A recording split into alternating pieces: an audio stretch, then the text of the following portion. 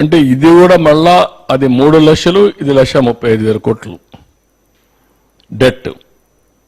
ఆ ఫిగర్లో మీరు చూసినప్పుడు డెట్ తక్కువ ఉన్నప్పుడు ఎక్కువ ఖర్చు పెట్టాం, డెట్ తెచ్చి ఇష్టానుసారంగా జల్సాలు చేశారు, ఎక్కడ పోయి తెలియదు, మొత్తం రాష్ట్రాన్ని డెట్ ట్రాప్లో నెట్టేసే పరిస్థితికి వచ్చారు. క్యాపిటల్ స్పెండింగ్ దగ్గర 60% తగ్గిపోయింది 5 ఏళ్లలో. 5 ఏళ్లలో మనం పెట్టాం క్యాపిటల్ ఎక్స్పెండిచర్ రెడ్యూస్ బై అప్పటికి ఇప్పటికి ఒక 60% తగ్గే పరిస్థితికి వచ్చింది 14-19కి, 19-24కి. నెక్స్ట్ ఇవన్నీ మీరు చూసినప్పుడు ఈ సినారియో చూస్తే 17 అవుట్ ఆఫ్ 18 వచ్చినప్పుడు అప్పుడు 20.9% స్కోరు. ఈరోజు మనం చూస్తే క్వాలిటీ ఆఫ్ ఎక్స్పెండిచర్ 14-15, 18-19కి 47.4 ఉంది. ఇప్పుడు 31.4కి వచ్చింది, 15th ర్యాంక్. రెవెన్యూ మొబిలైజేషన్ 29.7, 22.1కి వచ్చింది, 16. డెట్ సస్టైనబిలిటీ 22.7, ఇప్పుడు 0, 18వ ప్లేస్. ఇది ఆ ఇండికేటర్స్లో వచ్చినటువంటి మొత్తం రిజల్ట్స్ ఇవన్నీ. దెన్ ఇక్కడ మీరు చూసినప్పుడు మనం కూడా మీకు చూపించాను, ఇవన్నీ కూడా ఆంధ్రప్రదేశ్ ఆల్ ఇండియా 13.49% ఆ రోజు గ్రో అయ్యాం. 4.41, 4.45% షేర్ ఆల్ ఇండియా జిఎస్టిపిలో, జీడిపిలో. ఈ ఫిగర్ కూడా మ్యానిపులేట్ చేశారు. అన్ని ఫిగర్స్ బాగున్నాయి, మీరు చూడండి.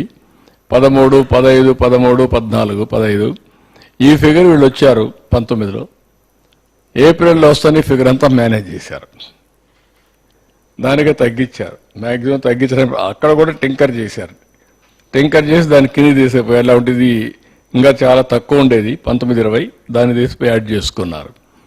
ఏదేమైనా this is the figure. All India లెవెల్లో 10.98 అయితే ఇక్కడ మనం 13.49 గ్రో అయ్యాం అప్పట్లో. ఇప్పుడు వచ్చే కొంతకి వీళ్ళు మొత్తం ఆవరేజ్ గ్రోత్ రేట్ అంతా వస్తే 10.32కి వచ్చారు.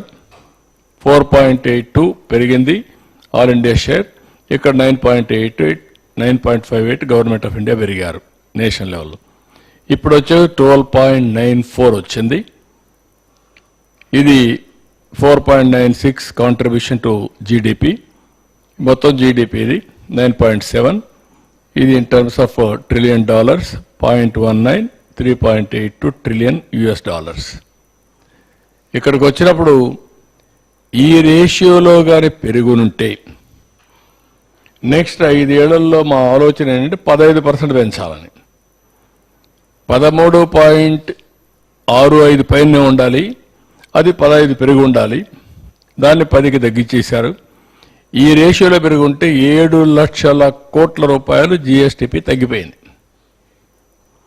7 లక్షల కోట్ల రూపాయలు అయితే 76,195 కోట్ల రూపాయలు అడిషనల్ రెవెన్యూ వచ్చేది.